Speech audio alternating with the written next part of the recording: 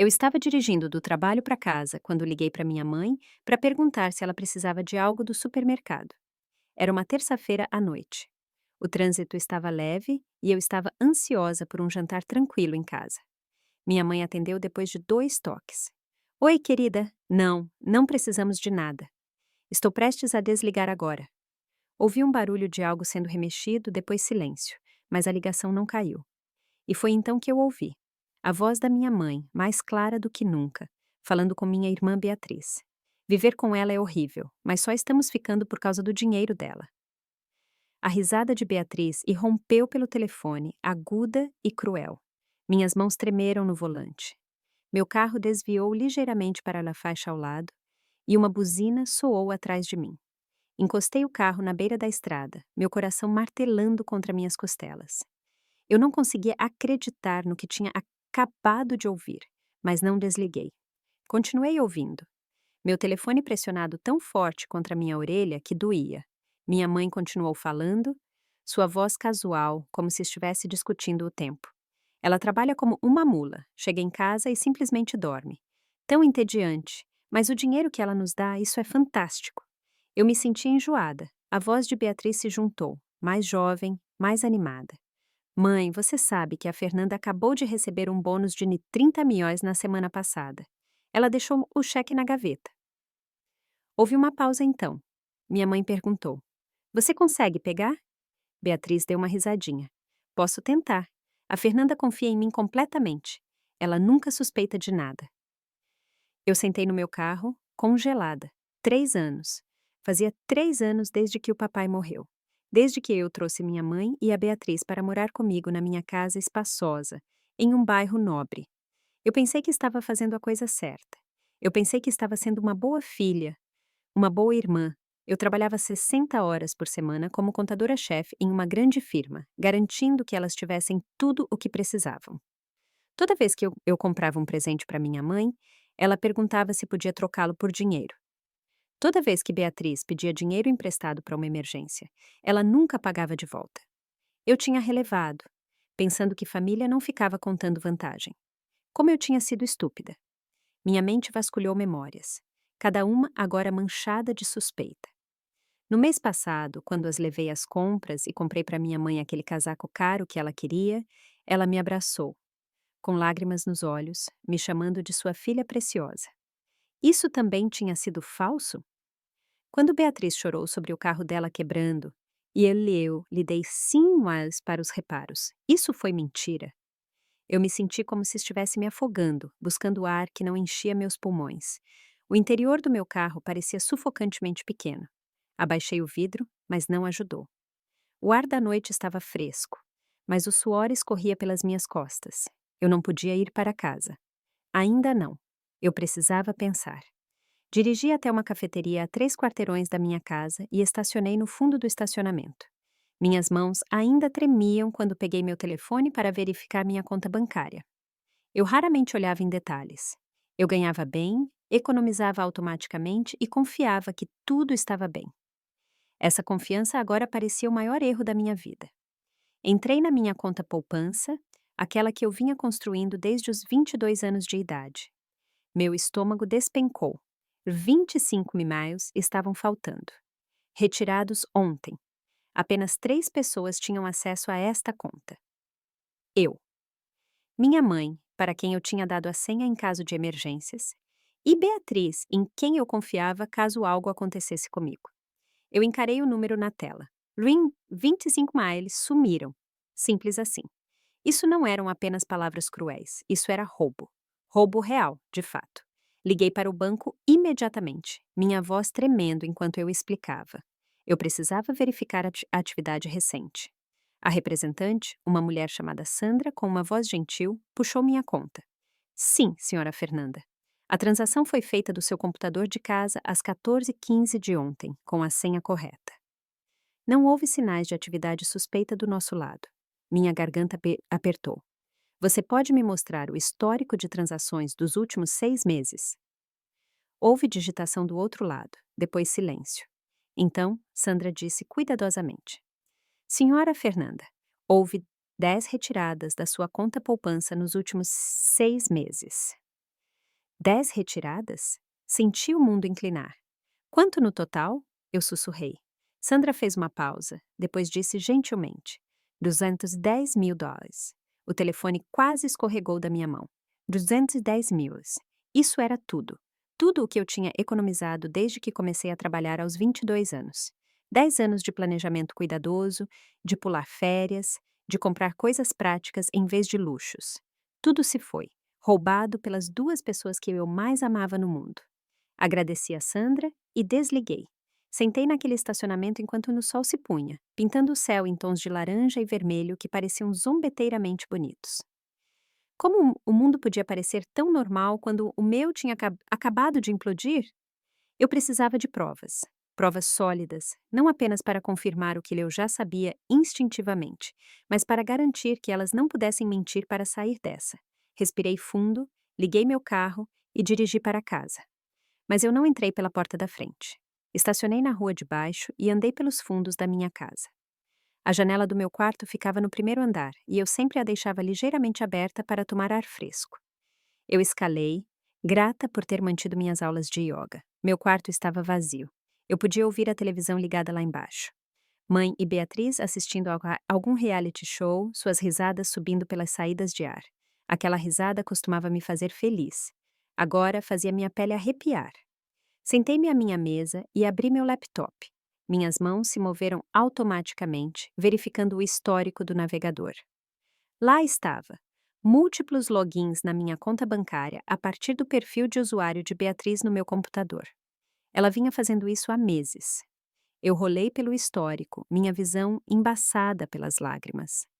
Ela não acessou apenas minha poupança, ela estava usando meus cartões de crédito também, fazendo compras online, bolsas de grife, sapatos, roupas, joias, abri minhas faturas de cartão de crédito. Algo que eu estava muito ocupada e confiante demais para verificar regularmente. Lá, US$ 70.000 em cobranças. Pronto, 70 mil as que eu não gastei. Minha irmã tinha roubado mais de 280 mil de mim no total e eu tinha sido cega demais para ver. Eu não dormi naquela noite. Eu não conseguia. Fiquei na cama olhando para o teto, ouvindo os sons da minha casa. Por volta da meia-noite, ouvi passos do lado de fora da minha porta. Beatriz, ela parou e eu prendi a respiração. Então, ela seguiu em frente, indo para o banheiro. Esperei até ouvir a porta dela fechar novamente antes de me levantar. Eu precisava de mais provas. Eu precisava entender o quão fundo isso ia. Desci sorrateiramente para a cozinha, movendo-me silenciosamente na escuridão. Eu conhecia cada rangido neste assoalho, cada tábua solta a evitar. Esta era a minha casa. Eu a comprei há 5 anos, trabalhei até a exaustão para poder comprá-la, e elas a transformaram em seu banco pessoal. Cheguei ao quarto da minha mãe no primeiro andar. A porta estava ligeiramente entreaberta. Eu a empurrei lentamente, rezando para que não rangesse. O quarto estava escuro. A respiração da minha mãe, profunda e constante. Liguei a lanterna do meu celular, mantendo-a baixa, e apontei para o chão. Eu precisava encontrar algo. Qualquer coisa que me ajudasse a entender. A cômoda dela estava cheia dos cremes e perfumes caros que eu havia comprado para ela. Abri as gavetas cuidadosamente. Roupas. Mais roupas, algumas ainda com etiquetas, coisas que eu nunca havia usar. Na gaveta de baixo, debaixo de uma pilha de suéteres, encontrei uma caixa de metal com fechadura. Meu coração disparou. Tentei abri-la, mas estava trancada. Eu precisava da chave. Procurei pelo quarto, verificando debaixo do colchão, no armário, dentro de caixas de sapatos. Nada. Então me lembrei que minha mãe sempre usava um colar específico, uma corrente de prata que ela nunca tirava. A chave poderia estar ali? Aproximei-me sorrateiramente da cama dela. Ela estava deitada de lado, a corrente visível contra o pescoço. Estendi a mão, tremendo. Meus dedos tocaram o metal frio. Havia algo pequeno pendurado nela, uma chave minúscula. Prendi a respiração e mexi no fecho do colar, tentando ser o mais gentil possível. Demorou uma eternidade. Finalmente, soltou-se. Minha mãe se mexeu, resmungando algo durante o sono. Eu congelei, sem nem respirar. Depois do que pareceu uma eternidade, a respiração dela se estabilizou novamente. Peguei a chave e voltei para a caixa de metal. Minhas mãos tremiam enquanto eu inseria a chave e a girava. Clique. Dentro havia papéis, extratos bancários, mas não de contas que eu reconhecia. Eu os puxei e li à luz do meu telefone. Eram contas em meu nome, contas que eu nunca abri. Cartões de crédito, um empréstimo pessoal, uma linha de crédito, tudo em meu nome, tudo com saldos significativos. Só os cartões de crédito tinham lá 35 embailes cobrados neles. O empréstimo pessoal era de 50 mil. A linha de crédito tinha sido sacada até seu máximo de dar 35 mil, sendo 120 mil em dívidas, sobre as quais eu não sabia nada. Elas tinham falsificado minha assinatura. Elas tinham roubado minha identidade. Isso não era mais apenas roubo. Isso era fraude sistemática. Tirei fotos de tudo com meu celular, garantindo que cada documento estivesse claro e legível. Então, cuidadosamente, coloquei tudo de volta, tranquei a caixa e a devolvi à gaveta exatamente como a encontrei. Eu precisava devolver o colar da minha mãe. Voltei sorrateiramente para a cabeceira dela, com o coração na garganta. Quando estendi a mão para o pescoço dela para prender a corrente novamente, ela de repente rolou. Eu pulei para trás, pressionando-me contra a parede. Ela estava de frente para mim agora, os olhos ainda fechados, mas estava se mexendo. Esperei, mal respirando, até que ela se acalmasse novamente. Então, movendo-me com uma lentidão dolorosa, consegui colocar o colar de volta. Saí do quarto o mais rápido que ousei, minhas pernas tremendo tanto que quase caí nas escadas. De volta ao meu quarto, encaminhei todas as fotos para o meu e-mail e depois para um serviço de armazenamento em nuvem. Eu não ia correr riscos. Então, eu me permiti sentir. Tudo, a traição, a raiva, a dor. Caí no chão, de costas contra uma cama, e chorei silenciosamente em minhas mãos. Estas eram as pessoas que deveriam me amar. Minha mãe me segurou quando eu ralei o joelho quando criança. Beatriz e eu costumávamos compartilhar segredos tarde da noite, quando éramos crianças. Nós éramos próximas uma vez, ou assim eu pensava. Alguma parte disso tinha sido real? Ou eu sempre fui apenas um alvo para elas, uma fonte de dinheiro a ser explorada? Pensei no papai. Ele morreu quando eu tinha 29 anos. Ou, pelo menos, foi o que minha mãe me disse. Um acidente de carro, ela disse, chorando ao telefone. Eu voltei para casa imediatamente. Cuidei de todos os arranjos do funeral. Paguei por tudo. Mas agora, sentada na escuridão do meu quarto, percebi algo estranho. O funeral tinha sido pequeno, caixão fechado.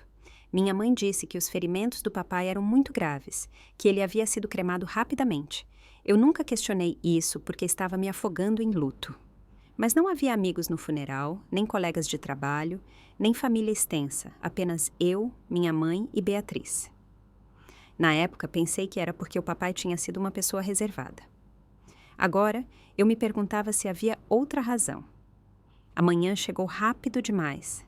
Ouvi minha mãe e Beatriz se movimentando lá embaixo, suas vozes alegres.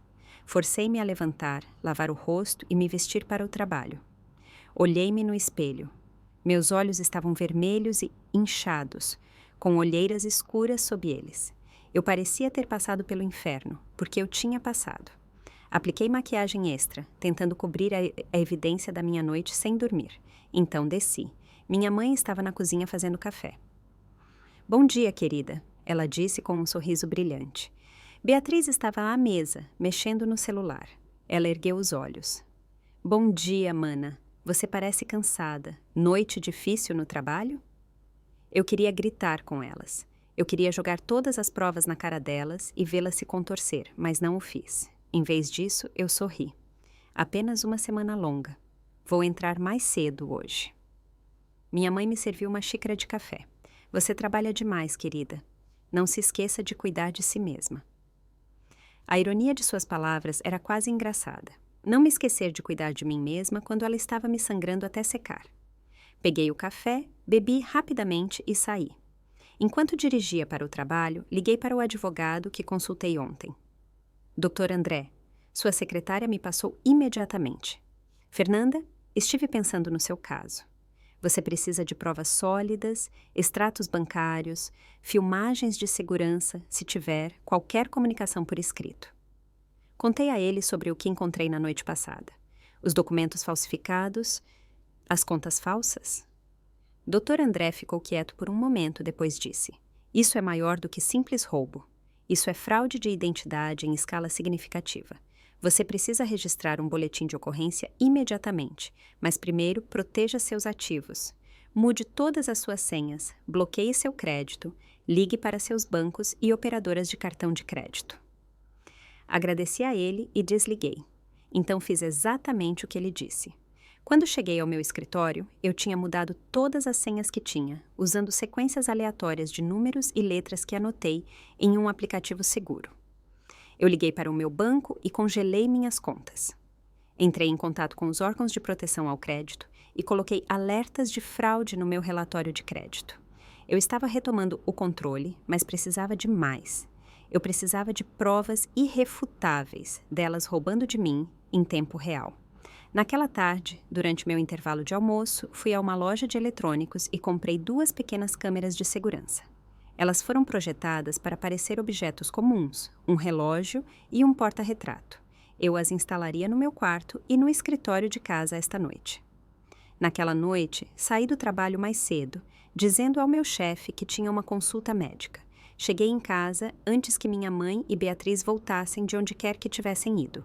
Rapidamente configurei as câmeras, conectando-as a um aplicativo no meu celular. Eu podia assistir às imagens ao vivo e receber alertas sempre que movimento fosse detectado. Então eu saí novamente, indo sentar na mesma cafeteria de ontem, esperando que elas chegassem em casa. 1 hora depois, meu telefone vibrou. Movimento detectado no meu escritório de casa. Abri o aplicativo e assisti à transmissão ao vivo. Beatriz entrou no meu escritório, olhou ao redor cuidadosamente, depois sentou-se no meu computador. Ela tentou fazer login, mas minha senha havia mudado. Ela franziu a testa, tentou algumas combinações que eu aparentemente tinha usado antes. Nada funcionou. Então ela pegou o celular e fez uma ligação. Eu não conseguia ouvir o áudio pela câmera, mas observei sua boca se mover. Ela parecia frustrada. Depois de alguns minutos, ela desligou, olhou os papéis na minha mesa e saiu. Soltei um suspiro que nem sabia que estava segurando. A mudança de senha a tinha parado. Pelo menos por enquanto, mas isso confirmava tudo. Ela vinha me roubando sistematicamente e estava tentando fazer isso de novo, agora mesmo. Na manhã seguinte, fingi que tudo estava normal. Fui trabalhar, voltei para casa no meu horário habitual. Minha mãe fez o jantar e todos nós sentamos juntos à mesa da cozinha, assim como fizemos nos últimos 3 anos. Beatriz falou sobre algum programa que estava assistindo. Minha mãe perguntou sobre o meu dia. Eu respondi em frases curtas, lutando para manter minha voz firme. Depois do jantar, subi para o meu quarto. Por volta das 21 horas, ouvi uma batida na minha porta. Pode entrar, eu chamei. Beatriz entrou, sua expressão amigável. Ei, mana, posso pegar seu laptop emprestado? O meu está agindo de forma estranha e preciso verificar meu e-mail. Era isso. Este era o momento que eu estava esperando. Claro, eu disse, levantando-me da cama. Deixa eu só fazer o login para você. Abri meu laptop, digitei deliberadamente a senha errada 3 vezes, fazendo parecer acidental. Ah, eu continuo esquecendo minha nova senha. Mudei depois daquele aviso de violação de segurança que recebi. Os olhos de Beatriz piscaram com algo que eu não consegui ler. Irritação. Medo. Ah! Você mudou todas as suas senhas? Ela perguntou casualmente. Sim, todas elas. Alguém tentou invadir meu e-mail semana passada, então atualizei tudo. Fingi lutar com a senha novamente, então finalmente fiz o login. Aqui está. O que você precisa verificar? Beatriz hesitou. Na verdade, deixa pra lá. Vou usar meu celular mesmo. Obrigada de qualquer forma. Ela saiu rapidamente, rápido demais. Eu a observei ir, meu coração acelerado. Ela estava planejando acessar minhas contas novamente, e agora ela sabia que não podia. Esperei 30 minutos, depois saí silenciosamente do meu quarto e fiquei no corredor. Eu podia ouvir vozes vindas lá de baixo. Mãe e Beatriz falando em tons baixos. Aproximei-me sorrateiramente das escadas, ficando nas sombras. Ela mudou todas as senhas. Beatriz estava dizendo: não consigo entrar em nada. A voz da minha mãe estava áspera. Ela disse por quê. Alguma história sobre uma violação de segurança. Mas mãe, eu acho que ela sabe. Houve um longo silêncio. Então minha mãe disse: Precisamos agir mais rápido. Quanto temos agora? Beatriz respondeu. Cerca de 350 mil no total das contas dela. Mas há mais na conta de investimento dela. Quase a 300 mil se pudéssemos pegar. Minha mãe a interrompeu. Muito arriscado agora. Precisamos nos preparar para sair. Meu sangue gelou. Sair? Elas estavam planejando fugir. Mas e a casa? Beatriz perguntou. Ela é a dona, mãe. Não podemos levar isso. Minha mãe riu, um som que fez minha pele arrepiar. Não, mas podemos fazer da vida dela um inferno antes de irmos. Lembra do plano que discutimos? Aquele com as notas promissórias? Os documentos de empréstimo falsos? Beatriz parecia animada. Sim, vamos dizer que a Fernanda pegou 200 mil emprestado conosco nos últimos 3 anos. Temos os documentos falsificados prontos. Se ela tentar vir atrás de nós, vamos contraprocessar. Isso vai amarrá-la em batalhas legais por anos. Eu não podia acreditar no que estava ouvindo. Elas tinham planejado isso, tudo isso. Os documentos de empréstimo falsos que encontrei na caixa de metal da minha mãe não eram apenas para cobrir seus rastros. Elas estavam se preparando para me incriminar. Afastei-me das escadas, minha mente acelerada. Eu precisava agir agora. Eu não podia esperar mais. Voltei para o meu quarto, peguei meu telefone e liguei para o Dr. André. Era tarde, quase 22, mas ele atendeu. Fernanda, o que há de errado? Contei a ele tudo o que tinha acabado de ouvir. Elas estão planejando ir embora. Elas estão planejando me incriminar com documentos de empréstimo falsos. Dr. André ficou quieto por um momento, pensando. Você precisa registrar um boletim de ocorrência esta noite. E você precisa pegar aqueles documentos do quarto da sua mãe. Você pode fazer isso com segurança? Eu pensei sobre isso. Mãe e Beatriz ainda estavam lá embaixo. Posso tentar. Tenha cuidado, Dr. André avisou. Se elas suspeitarem que você está por dentro, isso pode ficar perigoso. Desliguei e me recompus. Eu tinha que fazer isso. Desci sorrateiramente de novo, movendo-me o mais silenciosamente que pude. Minha mãe e Beatriz estavam na sala de estar agora. A TV estava ligada, eu podia vê-las pela porta. Entrei no quarto da minha mãe, fechando a porta suavemente atrás de mim. Fui direto para a gaveta de baixo, procurei a caixa de metal, mas não estava lá. Meu coração afundou. Elas a moveram. Procurei freneticamente, mas em silêncio, verificando cada gaveta, cada esconderijo que eu conseguia pensar. Nada. Elas devem ter levado para o quarto de Beatriz. Saí do quarto da minha mãe e fui em direção às escadas, mas quando cheguei ao primeiro degrau, a luz da sala de estar se apagou. Ouvi passos. Eu me pressionei contra a parede, prendendo a respiração. Minha mãe passou, indo para a cozinha. Ela não me viu. Esperei até ela se afastar, então subi correndo as escadas. O quarto de Beatriz ficava no fim do corredor. A porta estava fechada. Pressionei meu ouvido contra ela, ouvindo. Silêncio. Tentei a maçaneta. Trancada. Claro que estava trancada. Voltei para o meu quarto. Minha mente girando. Eu precisava daqueles documentos, mas não conseguia pegá-los a menos que fizesse algo drástico. Na manhã seguinte, liguei para o trabalho dizendo que estava doente. Esperei até que minha mãe e Beatriz saíssem de casa. Elas disseram que iam às compras, ficariam fora por algumas horas. Assim que o carro delas saiu da garagem, fui para o quarto de Beatriz. Eu nunca tinha arrombado uma fechadura antes, mas tinha assistido a vídeos suficientes no YouTube para saber o básico. Usando um grampo de cabelo e uma pequena chave de fenda da minha caixa de ferramentas, trabalhei na fechadura. Levei 15 minutos de tentativas frustrantes, mas finalmente ela clicou e abriu. Empurrei a porta e entrei. O quarto de Beatriz estava bagunçado, roupas por toda parte, maquiagem espalhada pela cômoda. Procurei rapidamente, verificando debaixo da cama, no armário, nas gavetas da escrivaninha. Finalmente, eu a encontrei. A caixa de metal estava no fundo do armário dela, escondida sob uma pilha de sapatos. Eu a abri com a chave que eu havia copiado secretamente 2 noites atrás, quando peguei o colar da minha mãe emprestado. Dentro estavam os documentos que eu tinha visto antes, mais novos. Uma nota promissória datada e assinada com minha assinatura falsificada, afirmando que eu havia pego 50 mil US emprestados de Marta e concordado em pagar de volta com juros. Outra nota de 75 mil US. outra de 30 mil da Alice. 3 empréstimos falsos, totalizando 155 mil da Alice. Mas havia algo mais. Uma passagem de avião. 2 passagens de avião, na verdade. Uma para Marta, uma para Beatriz. Destino: Cidade do México. Data de partida: daqui a 3 dias. Elas estavam indo embora. Elas estavam realmente indo embora.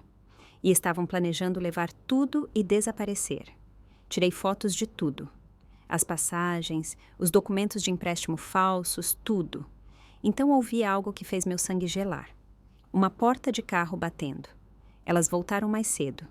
Joguei tudo de volta na caixa de metal, fechei e corri para fora do quarto de Beatriz. Mal tive tempo de fechar a porta dela quando ouvi a porta da frente abrir lá embaixo. Fernanda, minha mãe chamou. Você está em casa? Pensei que você tinha trabalho hoje.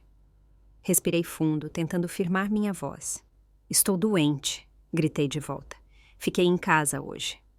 Ouvi passos na escada.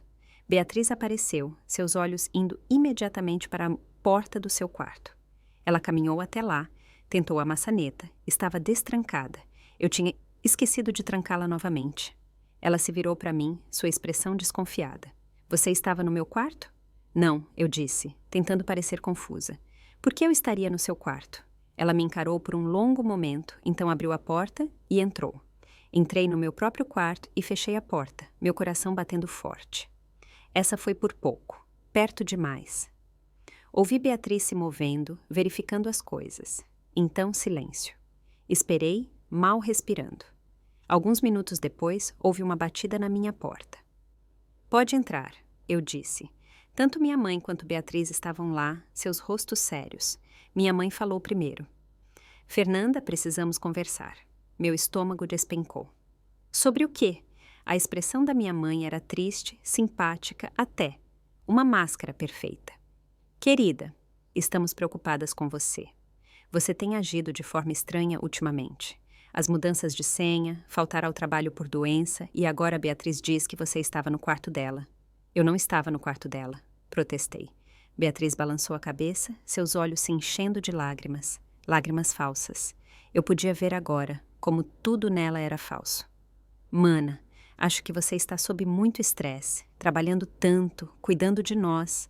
Talvez você precise de ajuda, ajuda profissional. Eu olhei para elas, entendendo o que estava acontecendo. Esta era a jogada delas. Se eu as acusasse, elas diriam que eu estava instável. Elas diriam que eu estava imaginando coisas. Gaslighting clássico. Eu não preciso de ajuda.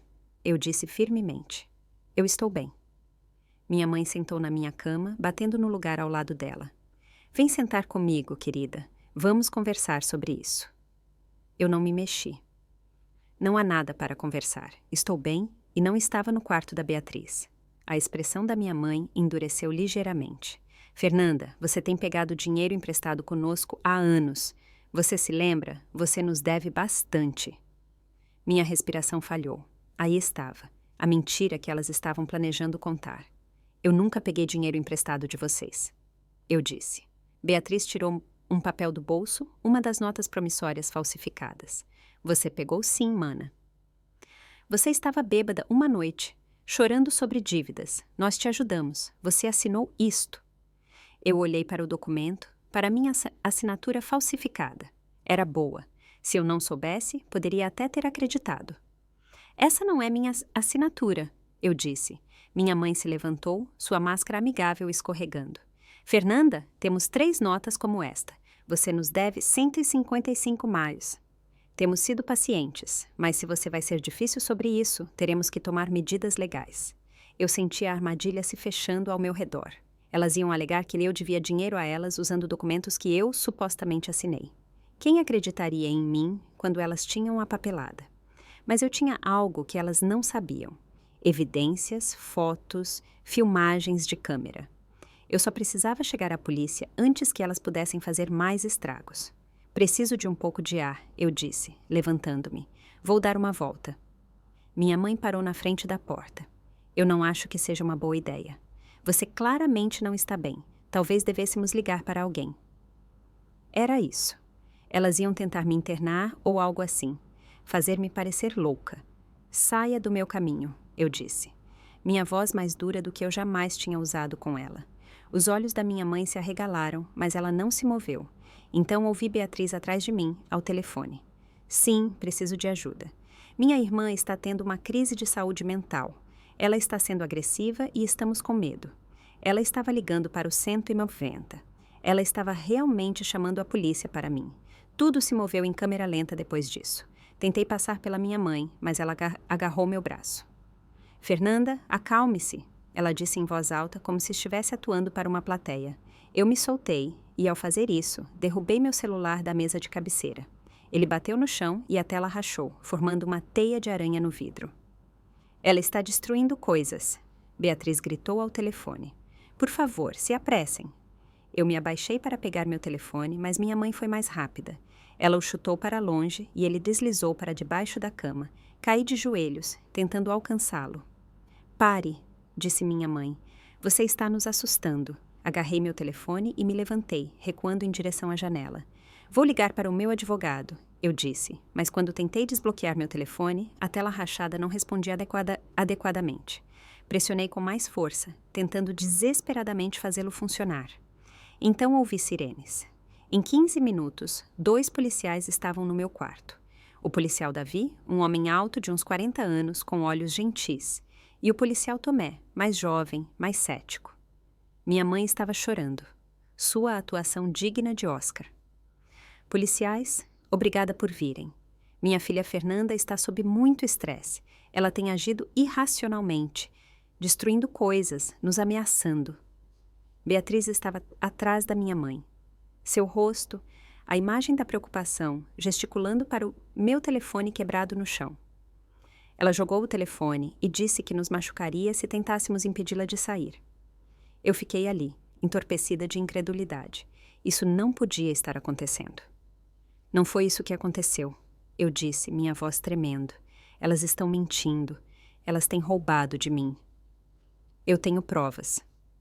O policial Davi olhou para mim com atenção. Senhora, pode nos dizer o que está acontecendo? Respirei fundo, tentando organizar meus pensamentos apesar do pânico que arranhava meu peito. Minha mãe e minha irmã roubaram mais de $350.000 de mim nos últimos 6 meses. Elas abriram cartões de crédito e empréstimos em meu nome sem minha permissão. Eu tenho documentação, extratos bancários, filmagens de câmeras de segurança. Elas estavam planejando fugir para o México em 3 dias. Eu vi minha mãe e Beatriz trocarem um olhar. O policial Tomé falou. Essa é uma acusação séria. Você tem evidências que pode nos mostrar agora? Eu gesticulei para o meu telefone. Está no meu telefone, mas a tela está quebrada. Também tenho documentos no meu e-mail e armazenamento em nuvem. O policial Davi assentiu. Você pode acessar seu e-mail de um computador?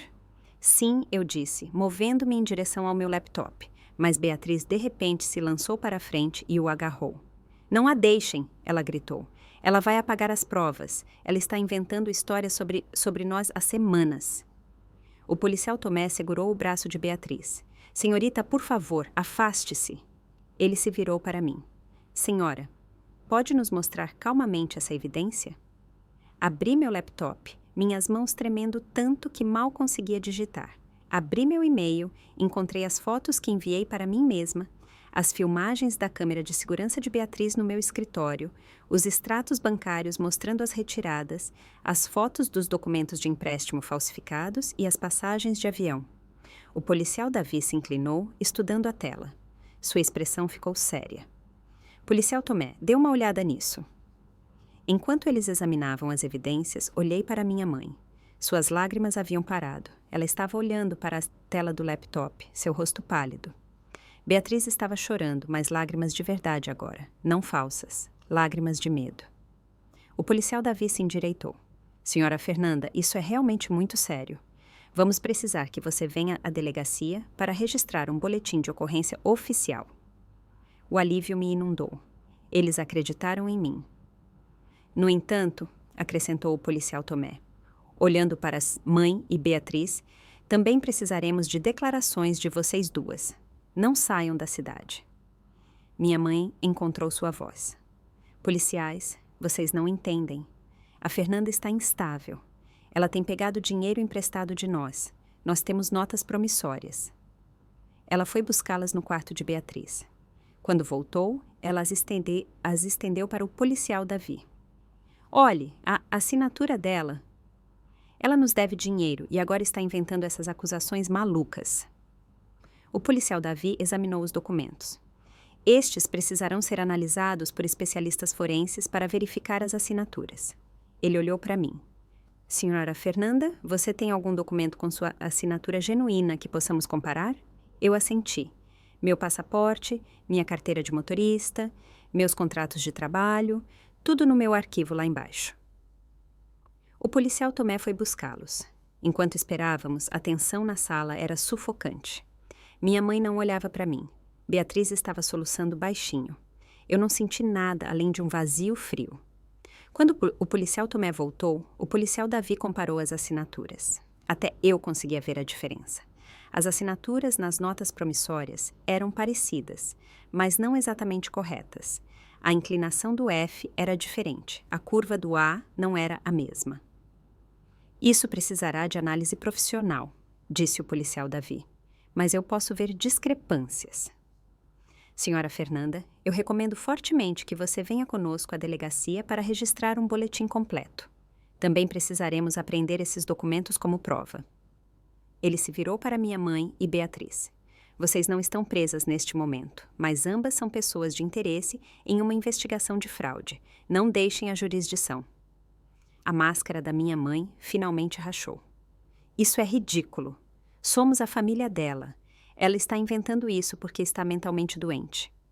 A expressão do policial Tomé endureceu.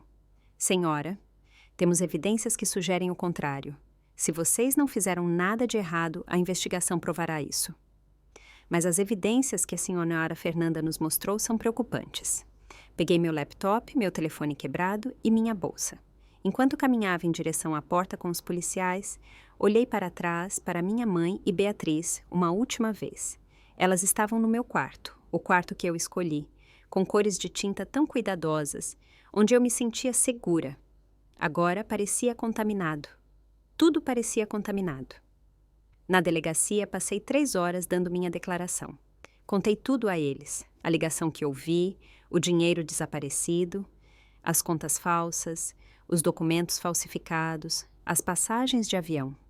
Forneci acesso às minhas contas bancárias, meu e-mail, minhas filmagens de segurança.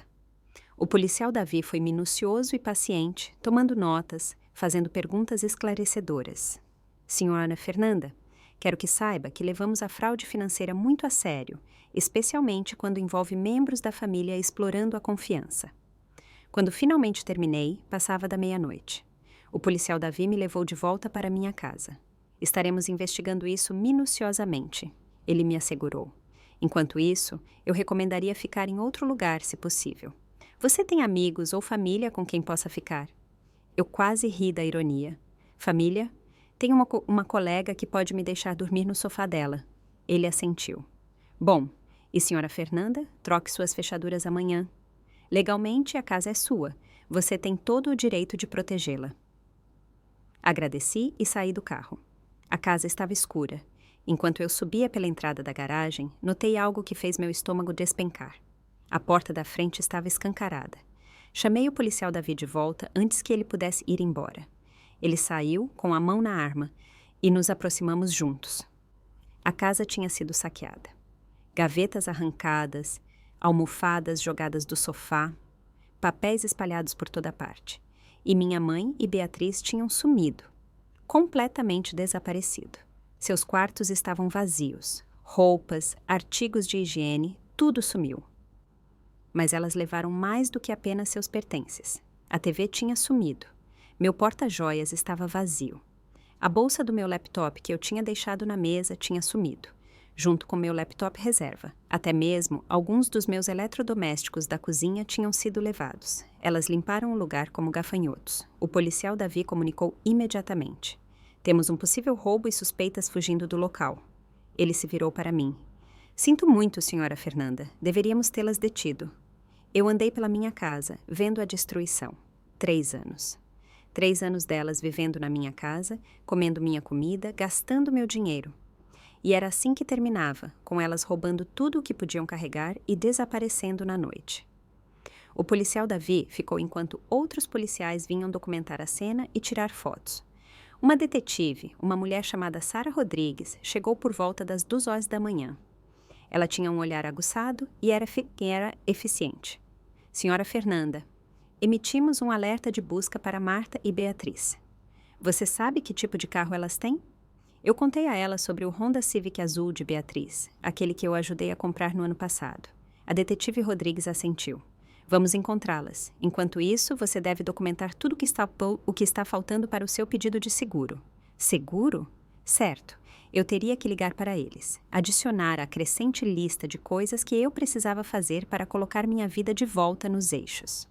A detetive Rodrigues saiu por volta das 3 horas da manhã. O policial Davi se ofereceu para ficar até que eu pudesse proteger a casa, mas eu disse a ele que ficaria bem. Eu não estava bem, mas precisava ficar sozinha. Sentei-me no meu sofá, cercada pelos destroços da minha casa e da minha vida, e finalmente me permiti desmoronar. Chorei até não ter mais lágrimas, soluços profundos que sacudiam meu corpo inteiro.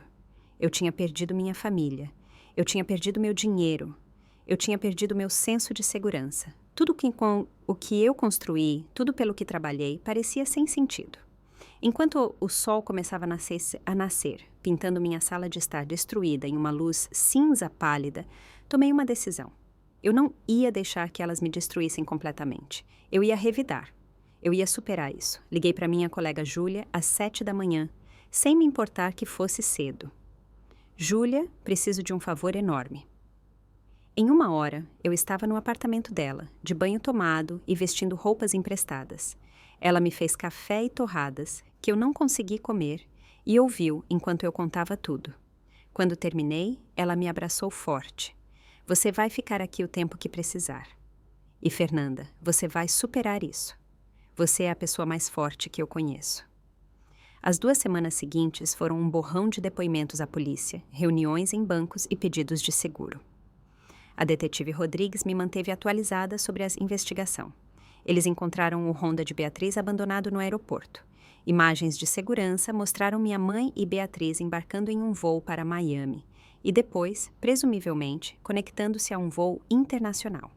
Mas a trilha esfriou ali. Elas usaram identidades falsas, provavelmente algumas que prepararam há muito tempo. Isso não foi uma fuga por impulso. Elas vinham planejando isso. A polícia havia contatado a Interpol, mas encontrar 2 mulheres que não queriam ser encontradas, possivelmente no México ou além, levaria tempo e recursos. Enquanto isso, eu tive que lidar com as consequências.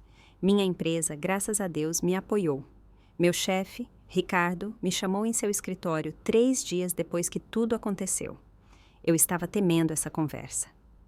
Fernanda, soube do que aconteceu. Sinto muito. Sua simpatia genuína quase me quebrou novamente. Obrigada, consegui dizer. Ele se inclinou para a frente. Quero que saiba que seu emprego está seguro. Nós valorizamos você. Tire o tempo que precisar. Vamos providenciar serviços de aconselhamento se você quiser, e se houver algo que possamos fazer para ajudar, me avise. Eu assenti, sobrecarregada por sua bondade. Parecia estranho ter meu chefe demonstrando mais cuidado do que minha própria família. Na verdade, eu disse hesitantemente. O banco está me pressionando sobre os empréstimos fraudulentos. Eles querem documentação de que não fui eu. Você poderia fornecer uma carta confirmando meu emprego e salário? Pode ajudar a provar que eu não tinha motivos para contrair esses empréstimos. Ricardo assentiu imediatamente. Com certeza. Vou pedir ao RH para preparar algo abrangente. Aquele pequeno ato de apoio significou tudo. Pelo menos eu ainda tinha meu emprego. Pelo menos algo na minha vida permanecia estável. Mas a situação do banco estava piorando.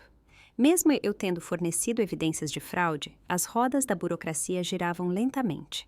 Eu estava sendo bombardeada por cobradores de dívidas por dinheiro que não peguei emprestado. Minha pontuação de crédito, que era excelente, estava despencando.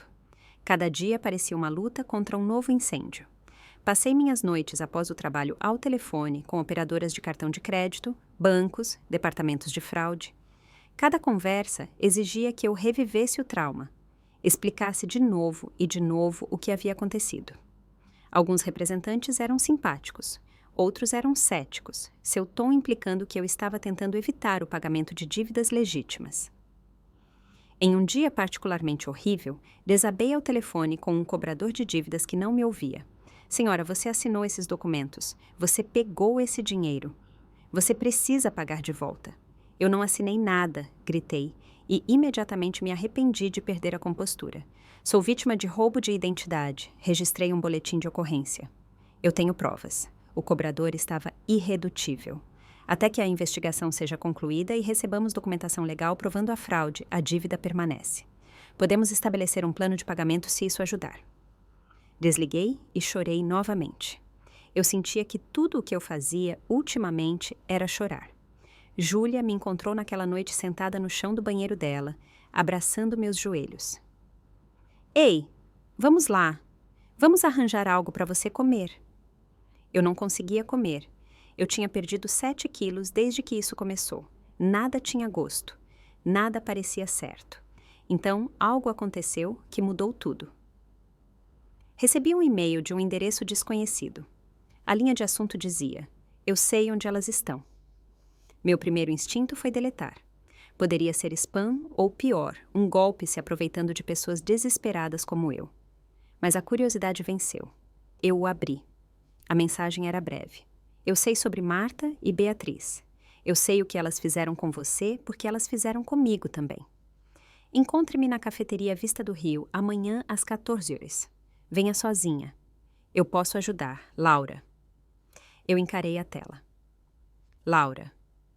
Eu não conhecia ninguém chamada Laura, mas ela sabia sobre minha mãe e Beatriz. Ela sabia os nomes delas. Encaminhei o e-mail para a detetive Rodrigues e liguei para ela. Recebi esta mensagem estranha. Pode ser legítimo? A detetive Rodrigues foi cautelosa. Pode ser alguém com informações ou pode ser perigoso. Se você decidir ir, teremos policiais por perto observando. Não vá sozinha no sentido literal. Então, no dia seguinte, vestindo jeans e um suéter que Júlia havia me emprestado, entrei na cafeteria Vista do Rio exatamente às 14 horas. A detetive Rodrigues e outro policial estavam em um carro descaracterizado do outro lado da rua. Pedi um café que eu não beberia e sentei em uma mesa de canto, de costas para a parede, para que eu pudesse ver a entrada. Às 14h15, uma mulher entrou. Ela tinha cerca de 35 anos, cabelo escuro preso em um rabo de cavalo, vestindo um terninho como se tivesse acabado de sair de um escritório. Ela olhou ao redor, me viu e caminhou até mim. Fernanda? Eu assenti. Ela se sentou à minha frente. Eu sou a Laura, obrigada por me encontrar. De perto, pude ver o cansaço em seus olhos, o mesmo olhar exausto que eu provavelmente tinha. Como você sabe sobre minha mãe e minha irmã? Perguntei, pulando as formalidades. Laura respirou fundo, porque elas fizeram exatamente a mesma coisa com minha família há 10 anos. Meu sangue gelou. O quê? Laura tirou uma pasta da bolsa e a deslizou pela mesa. Dentro havia documentos, extratos bancários, boletins de ocorrência, fotos. Marta e Beatriz moraram conosco por 2 anos. Elas disseram que estavam fugindo do pai abusivo da Fernanda e precisavam de ajuda. Minha família as acolheu. Nesses 2 anos, elas roubaram 215 mil de nós. Eu folheei os documentos, minhas mãos tremendo. Havia fotos da minha mãe e de Beatriz, mais jovens, mas inconfundivelmente elas. Espere, eu disse, minha mente lutando para processar. 10 anos atrás, mas meu pai morreu há 3 anos. A expressão de Laura era triste, piedosa. Fernanda, sinto muito ter que te dizer isso, mas seu pai não morreu há 3 anos. Ele morreu há 10 anos. Eu sei porque eu estava no funeral dele. Minha mãe e sua mãe eram primas de 1º grau. Isso nos torna primas de 2º grau. O mundo girou. Isso é impossível. Eu estava no funeral do papai há 3 anos. Eu cuidei de tudo. Laura balançou a cabeça. Aquilo não foi real. Seu pai, Haroldo, morreu em um acidente de carro há 10 anos. Marta recebeu o seguro de vida dele, cerca de 400 mil. Então, ela e Beatriz desapareceram. Elas vieram até nós primeiro, alegando estar em apuros, precisando de ajuda. Depois que nos limparam, elas sumiram de novo. Mas eu vi a certidão de óbito, protestei fracamente. Eu planejei o funeral. Uma certidão de óbito falsa é fácil de forjar se você conhece as pessoas certas, disse Laura. E aquele funeral, quem estava lá? Eu pensei. Pensei de verdade. Tinha sido um serviço pequeno, caixão fechado, porque minha mãe disse que os ferimentos eram muito graves. Cremação rápida, sem velório, e os presentes éramos eu, minha mãe, Beatriz e algumas pessoas que eu não reconheci. Pessoas que minha mãe disse serem colegas de trabalho do papai. Pense sobre isso, Laura pressionou gentilmente. Você realmente viu o corpo dele? Você falou com algum dos amigos ou familiares reais dele? Você verificou alguma coisa de forma independente? A verdade horrível se abateu sobre mim como uma mortalha. Eu não tinha. Eu estava tão tomada pelo luto, tão confiante, que aceitei tudo o que minha mãe me disse como verdade. Elas fingiram a morte dele para que eu sentisse pena delas. Sussurrei, para que eu as acolhesse, desse dinheiro a elas. Laura assentiu. É o padrão delas. Depois de nós, tentamos rastreá-las. Contratamos um investigador particular. Ele encontrou evidências de pelo menos outras 8 famílias que elas enganaram ao longo de 20 anos. Histórias diferentes a cada vez, mas sempre o mesmo resultado. Elas ganham confiança, roubam tudo o que podem e depois desaparecem. 8 famílias, possivelmente mais. Isso não eram apenas 2 pessoas fazendo escolhas ruins. Elas eram predadoras organizadas e sistemáticas. Por que você está me contando isso? Eu perguntei. Os olhos de Laura endureceram. Porque passei 10 anos tentando encontrá-las e obter justiça. Quando vi a notícia sobre o seu caso online, sobre a investigação policial, eu sabia que eram elas. E eu quero te ajudar a pegá-las. Eu sei onde elas estão. Meu coração disparou. Onde? Laura pegou o celular e me mostrou fotos. Fotos recentes da minha mãe e de Beatriz andando em uma rua. A arquitetura parecia antiga, colonial. Eu as tenho rastreado. Elas estão em uma cidadezinha chamada São Roque, a umas 3 horas daqui. Elas alugaram um apartamento com nomes falsos, mas eu as encontrei. Como? Laura sorriu sombriamente. Eu me tornei muito boa em encontrar pessoas que não querem ser encontradas. Nos últimos 10 anos, rastreei transações financeiras, padrões de mídia social, qualquer coisa que pudesse me levar a elas. Quando elas usaram um cartão de crédito em um posto de gasolina há 2 semanas, a cobrança ativou meu sistema de alerta. Eu as estou observando desde então. Precisamos contar à polícia, eu disse, pegando meu telefone. Já fiz isso, disse Laura. Entrei em contato com a detetive Rodrigues antes de te enviar o e-mail. Há uma equipe pronta para agir contra elas. Eu queria te encontrar primeiro, porém, para te preparar. Me preparar para quê?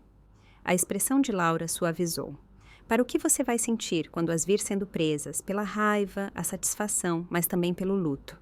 Porque não importa o que elas fizeram, elas ainda são sua família. E perder isso, realmente perder isso, vai doer. Ela estava certa. Mesmo agora, sabendo de tudo, parte de mim ainda as amava. Parte de mim ainda se lembrava da minha mãe lendo histórias de ninar para mim, de Beatriz trançando meu cabelo. Essas memórias eram reais para mim, mesmo que o amor delas não fosse. Você está pronta? Laura perguntou. A polícia quer agir logo, hoje se possível. Eles querem nós 2 lá para identificá-las positivamente. Eu estava pronta? Eu não sabia, mas assenti mesmo assim. Vamos terminar com isso. 3 horas depois, eu estava no carro da detetive Rodrigues, dirigindo por estradas sinuosas do interior em direção a São Roque. Laura estava no carro atrás de nós com o policial Davi. Mais 2 veículos policiais nos seguiam. Era um comboio inteiro indo prender minha mãe e minha irmã. A cidade era pequena, pitoresca, com ruas arborizadas e prédios antigos. Estacionamos a 2 quadras do prédio de apartamentos onde elas estavam hospedadas. A detetive Rodrigues me deu, e a Laura, coletes à prova de bala. Apenas uma precaução. Não esperamos violência, mas estamos preparados. Minhas mãos tremiam enquanto eu afivelava o colete. Isso estava realmente acontecendo. Caminhamos até o prédio, policiais nos cercando. Apartamento 2B, 2º andar. A detetive Rodrigues bateu. Polícia, abram. Por um longo momento, nada. Então, passos. A porta se abriu e lá estava minha mãe. Ela viu os policiais primeiro. Então seus olhos me encontraram. A cor sumiu do seu rosto. Fernanda, ela sussurrou. Então ela tentou bater a porta, mas o policial Davi foi mais rápido. Ele abriu e os policiais entraram. Beatriz estava sentada no sofá, olhando para o celular. Quando ela nos viu, ela o derrubou e tentou correr em direção à porta dos fundos, mas já havia policiais lá. Ela foi pega em segundos. Fiquei na porta, observando enquanto ambas eram algemadas, ouvindo seus direitos. Minha mãe estava chorando, implorando. Fernanda, por favor. Você não entende, nós podemos explicar. Eu me aproximei, olhando em seus olhos. Explicar o quê? Explicar como você forjou a morte do papai? Como você roubou mais de 350 mil de mim? Como você estava planejando me incriminar com empréstimos falsos? Sua expressão mudou. A máscara caiu completamente. Agora havia apenas cálculo frio. Você não pode provar nada disso. A detetive Rodrigues deu um passo à frente. Na verdade, podemos. Temos extensas evidências, registros financeiros, filmagens de segurança, análise forense dos documentos falsificados e, agora, depoimentos de múltiplas vítimas ao longo de 20 anos. Ela gesticulou para Laura, que estava ao meu lado. Vocês duas estão presas por fraude, roubo de identidade, falsificação e conspiração. Vocês serão extraditadas de volta para nossa jurisdição para enfrentar as acusações. Enquanto elas eram levadas algemadas, Beatriz olhou para mim. Eu te odeio. Ela cuspiu. Isso tudo é sua culpa. Se você tivesse continuado a nos dar dinheiro, nada disso teria acontecido. Suas palavras deveriam ter doído, mas eu não senti nada além de pena. Ela realmente acreditava nisso. Ela acreditava que elas eram as vítimas aqui. Perto do carro da polícia, minha mãe se virou uma última vez. Fernanda, eu sou sua mãe. Como você pode fazer isso comigo? Encontrei seu olhar firmemente. Você deixou de ser minha mãe há muito tempo. Se é que algum dia realmente foi. A viagem de volta foi silenciosa. Sentei-me no carro da detetive Rodrigues, olhando pela janela enquanto a paisagem passava. Laura estendeu a mão e apertou a minha. Você fez a coisa certa. Eu sei, eu disse. Mas fazer a coisa certa não fazia doer menos. Na delegacia, demos nossos depoimentos novamente. Identificamos evidências, fornecemos qualquer informação adicional que pudéssemos.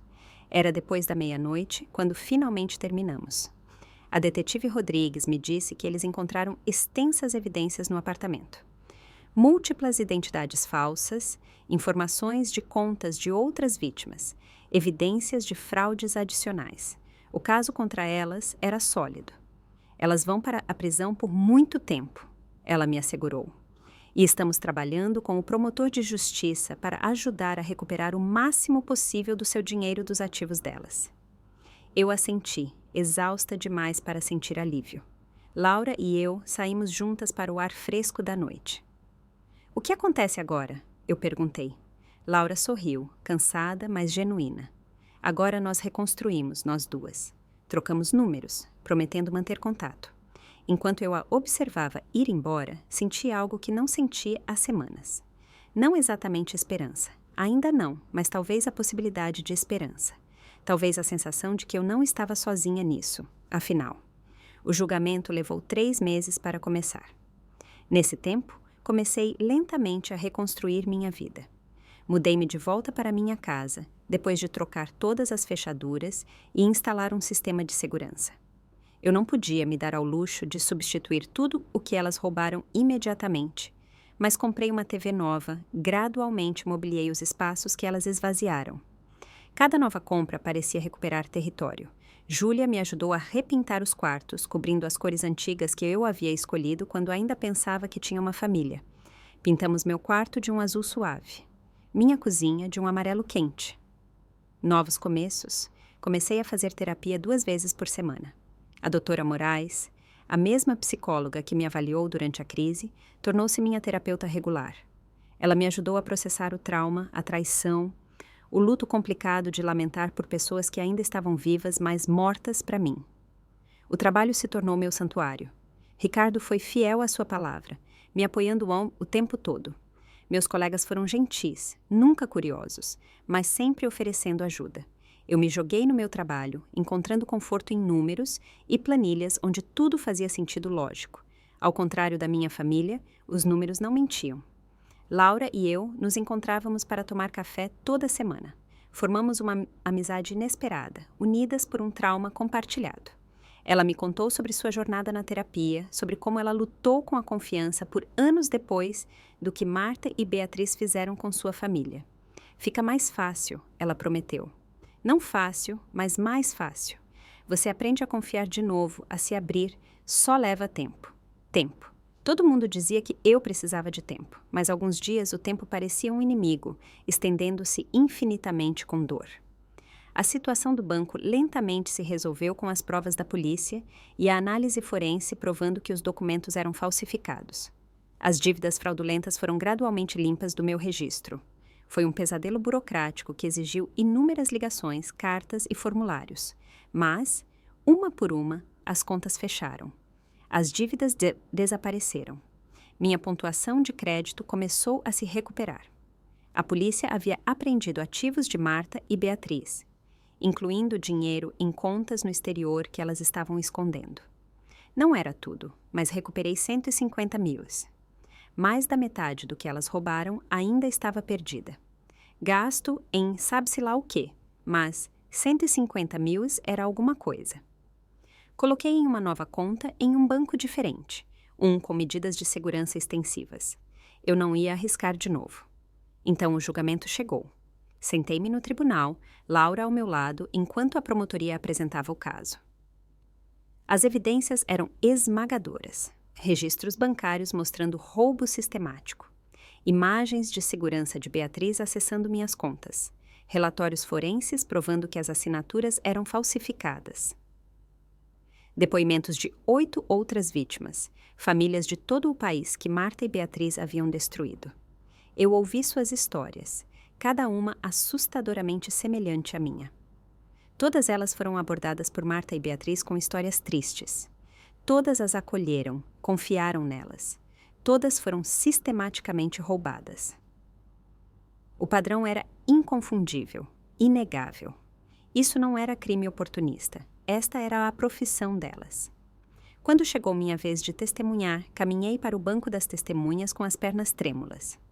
A promotora, uma mulher perspicaz chamada Kátia Matos, pediu-me para contar ao tribunal o que aconteceu. Respirei fundo e falei. Contei a ela sobre a ligação, ouvindo minha própria mãe dizer que viver comigo era horrível. Contei a ela sobre a descoberta do roubo, as contas falsas, os documentos falsificados. Contei a ela sobre ser alvo de gaslighting, quase ser internada, vê-las fugir com meus pertences. Minha voz falhou várias vezes, mas eu continuei. Quando terminei, Kátia perguntou: que impacto isso teve em sua vida? Eu olhei para Marta e Beatriz, sentadas à mesa da defesa. Elas não encontravam meu olhar. Isso destruiu meu senso de segurança, minha capacidade de confiar. Eu tenho pesadelos. Eu questiono cada relacionamento, imaginando se as pessoas estão apenas me usando. Mas, acima de tudo, matou algo dentro de mim. A crença de que família significa amor, que sangue importa. Aprendi da maneira mais difícil que, às vezes, as pessoas que deveriam protegê-la são as que mais a machucam. A defesa tentou me pintar como vingativa, como alguém que deu dinheiro a elas voluntariamente, e agora se arrependia, mas as evidências eram fortes demais. Imagens de câmera não mentem. Assinaturas falsificadas não mentem. Os depoimentos de 8 outras famílias não mentem. Após 2 semanas de julgamento, o júri deliberou por 4 horas. Quando voltaram, segurei a mão de Laura com tanta força que meus dedos doeram. Na acusação de conspiração para cometer fraude, como vocês consideram a Ré Martha Stevens, culpada. Na acusação de roubo de identidade, culpada, 1 por 1. Culpada, culpada, culpada. 42 acusações entre as duas. Cada uma delas, culpada. Marta desabou a chorar. Lágrimas de verdade desta vez. Lágrimas de desespero. Beatriz permaneceu impassível, olhando para o nada. A sentença veio 2 semanas depois. Li uma declaração de impacto da vítima, assim como Laura e 3 outras vítimas. Falamos sobre a devastação financeira, mas mais importante, sobre a destruição emocional, como elas usaram a confiança como arma, transformaram o amor em uma ferramenta de exploração. A juíza, uma mulher mais velha com cabelos grisalhos e olhos penetrantes, ouviu cada palavra. Então ela se dirigiu a Marta e Beatriz diretamente. Em meus 30 anos no tribunal, vi muitos fraudadores. Mas o que torna seus crimes particularmente hediondos é a traição da confiança familiar. Vocês não roubaram apenas dinheiro. Vocês roubaram de pessoas que as amavam, que abriram suas casas e corações para vocês. Vocês são predadoras do pior tipo. Predadoras que exploram a bondade humana. Ela sentenciou Marta a 15 anos de prisão federal. Beatriz recebeu 12 anos. Deveria parecer uma vitória, justiça servida, mas enquanto eu as observava sendo levadas acorrentadas, me senti vazia, oca. Elas estavam indo para a prisão, mas eu não podia recuperar os anos que perdi. A inocência, a capacidade de confiar facilmente, isso se foi para sempre. Do lado de fora do tribunal, repórteres nos cercaram. O caso havia ganhado notoriedade nacional, a audácia do crime chamando a atenção. Eu dei uma breve declaração. Espero que este caso sirva de aviso. Confie, mas verifique. Mesmo com a família, especialmente com a família, se algo parecer errado, investigue. Não deixe ninguém fazer você duvidar de seus instintos, acrescentou Laura. E se isso aconteceu com você, fale, denuncie. Você merece justiça. Naquela noite, de volta à minha casa, sentei-me na minha sala de estar recém-pintada. Parecia diferente agora, mais clara, mais brilhante, não assombrada pela presença delas. Pensei em tudo o que havia acontecido. 3 anos de mentiras. É $350 mil roubados. A morte do meu pai forjada. Minha identidade roubada. Minha casa violada. Mas eu sobrevivi. Eu revidei. Eu venci. Não completamente. Você nunca vence completamente quando as pessoas que te machucam são sua própria família. Mas eu recuperei minha vida, minha paz, a mim mesma. Servi-me uma taça de vinho, algo que raramente fazia, e a ergui em um brinde silencioso à sobrevivência, à justiça, ao longo e difícil caminho de cura pela frente, e ao conhecimento de que eu era mais forte do que jamais imaginei. 3 meses após a sentença, acordei na minha casa e não senti imediatamente o peso do pavor. Foi uma coisa pequena, mas significativa. Eu vinha acordando todas as manhãs com ansiedade, com o trauma residual de tudo o que havia acontecido. Mas naquela manhã, abri os olhos e senti algo diferente. Não felicidade, ainda não, mas calma. Uma sensação de que talvez, apenas talvez, eu fosse ficar bem. Levantei-me da cama, fiz café e sentei-me perto da minha janela, observando o nascer do sol. O bairro estava quieto, pacífico. Esta casa era minha novamente, não delas, minha. Eu a recuperei quarto por quarto, memória por memória. As novas cores de tinta ajudaram. O sistema de segurança que me deu paz de espírito também. Mas, o mais importante, eu mudei como pensava sobre este espaço. Não era o lugar onde eu fui traída. Era o lugar onde eu sobrevivi. O trabalho continuou a ser uma fonte de estabilidade. Ricardo me promoveu a contadora sênior, reconhecendo a força que demonstrei durante tudo. Você provou que pode lidar com pressão, ele disse. Esse tipo de resiliência é raro. A promoção veio com um aumento de salário, o que ajudou a reconstruir minhas economias. Eu estava guardando dinheiro novamente, devagar, mas com firmeza. Cada real parecia precioso agora, duramente ganho. Eu entendia seu valor de uma forma que nunca havia entendido antes. Laura e eu nos tornamos amigas de verdade, não apenas ligadas pelo trauma, mas genuinamente conectadas. Nos encontrávamos todo sábado de manhã para tomar café. Às vezes, falando sobre o que aconteceu, mas cada vez mais falando sobre todo o resto. Coisas normais, filmes, livros, frustrações do trabalho, sonhos futuros. Ela estava namorando alguém novo, um homem gentil, que conhecia sua história e respeitava seus limites. Você também vai encontrar isso, ela me assegurou quando expressei dúvidas sobre confiar em alguém romanticamente, quando você estiver pronta. Comecei a frequentar um grupo de apoio para vítimas de fraude. Ouvir as histórias de outras pessoas me ajudou a sentir menos sozinha. Compartilhávamos estratégias de enfrentamento, conselhos legais, apoio emocional. Uma mulher, Margarida, havia sido enganada pelo próprio filho. Pensei que isso ia me matar, ela disse ao grupo, mas ainda estou aqui. Com cicatrizes, mas aqui. Isso se tornou meu mantra. Com cicatrizes, mas aqui. As cicatrizes eram parte de mim agora. Elas me mudaram, me tornaram mais cautelosa, menos ingenuamente confiante, mas também me tornaram mais forte, mais consciente da minha própria resiliência. Eu sobrevivi a algo que deveria ter me quebrado, e esse conhecimento me carregou pelos dias difíceis. A doutora Moraes me ajudou a trabalhar o luto complicado. Você está de luto pela família que pensou ter, ela explicou. Isso é válido. Esses relacionamentos, mesmo baseados em mentiras, pareciam reais para você. Está tudo bem lamentar por eles. Escrevi cartas que nunca enviei para minha mãe, para Beatriz, para o papai, que morreu 10 anos antes de eu saber. Nessas cartas, despejei tudo o que sentia. Raiva, traição, tristeza, até momentos de amor relutante pelas pessoas que eu pensei que elas fossem. Escrever ajudou. Queimar as cartas depois ajudou mais. Observar o papel se enrolar e escurecer, as palavras desaparecendo em fumaça, parecia catártico. Deixar ir pedaço por pedaço.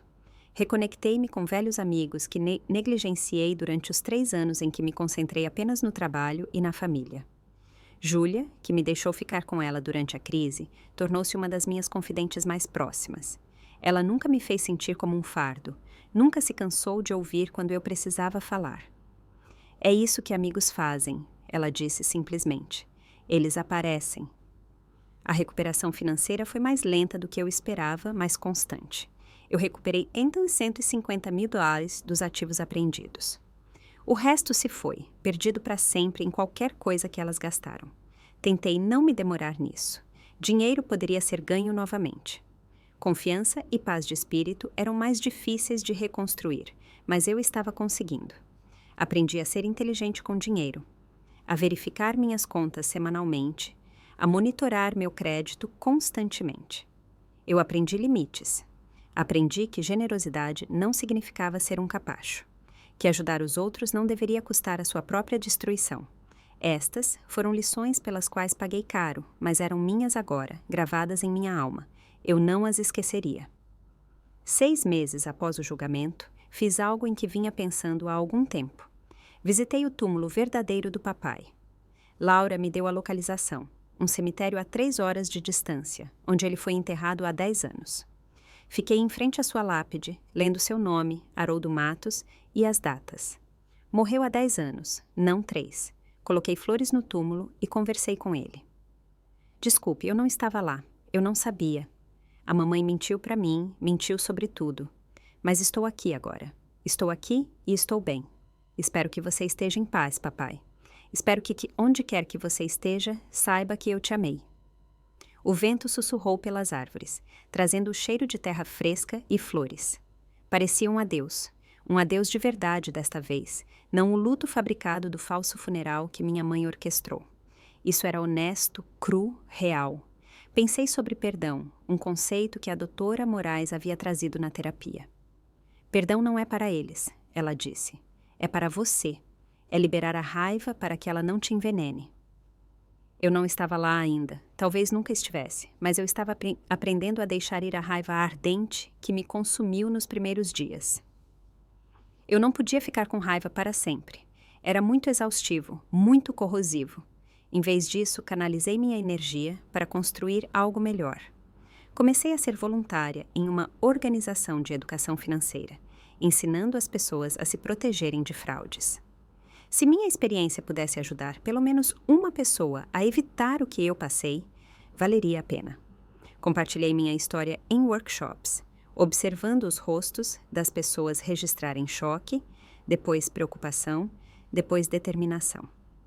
Verifiquem seus relatórios de crédito, eu dizia a eles. Configurem alertas em suas contas.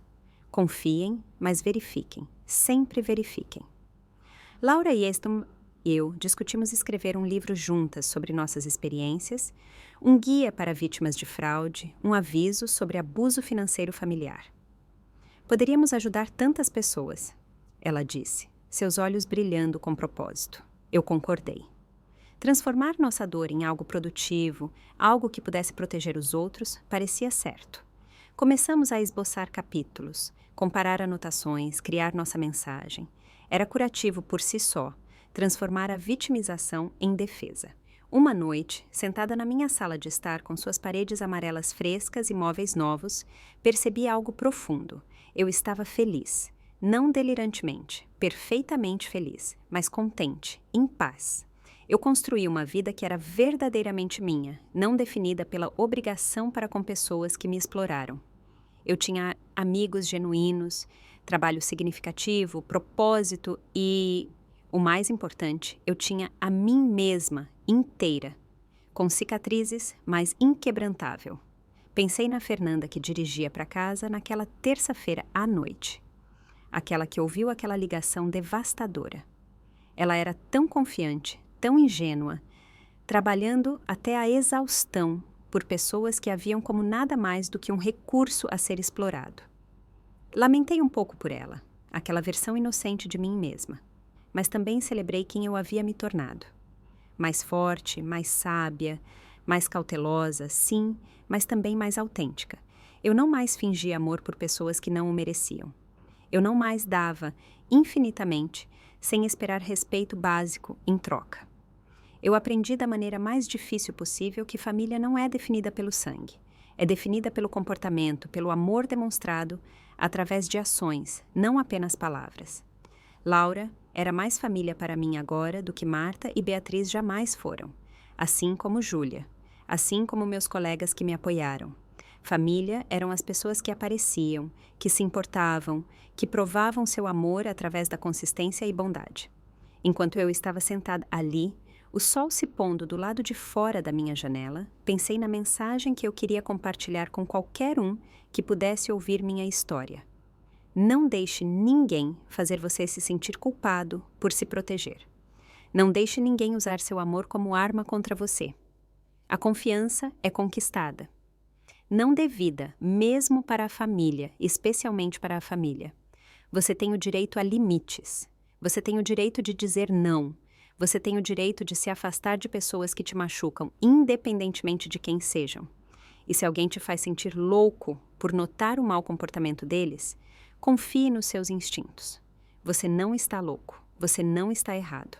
Você está vendo a verdade e eles estão tentando escondê-la. Defenda-se. Denuncie o abuso financeiro. Lute. Você merece mais do que ser explorado. Você merece mais do que ter sua bondade usada como arma contra você.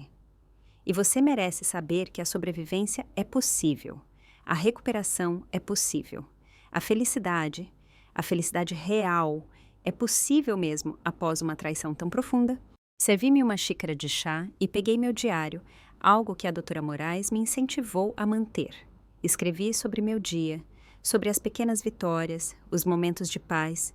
Então escrevi algo que não conseguia escrever antes. Eu me perdoo por não ter visto antes, por confiar nelas, por acreditar em suas mentiras. Eu me perdoo.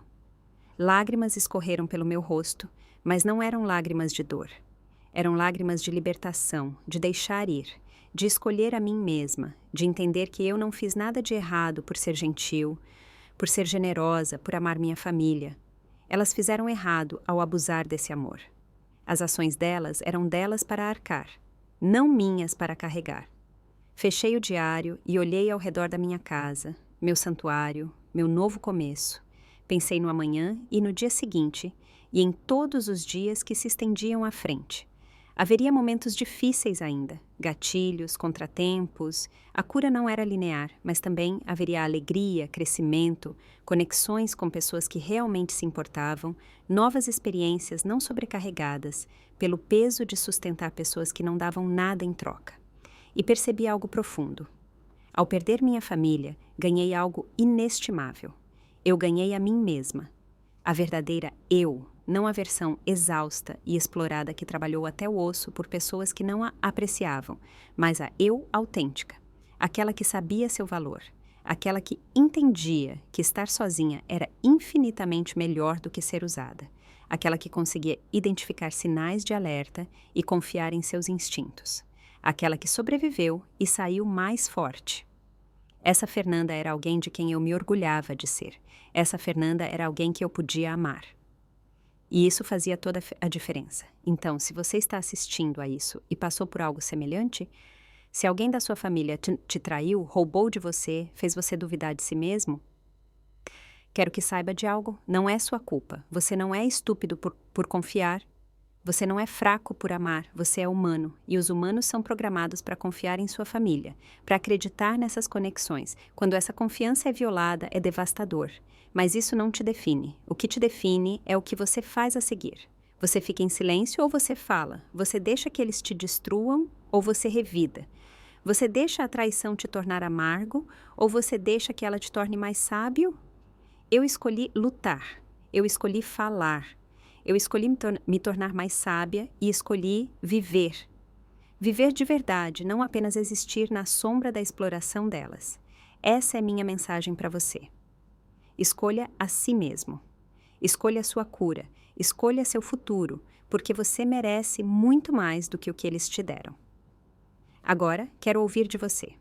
Você já sofreu abuso financeiro de um membro da família?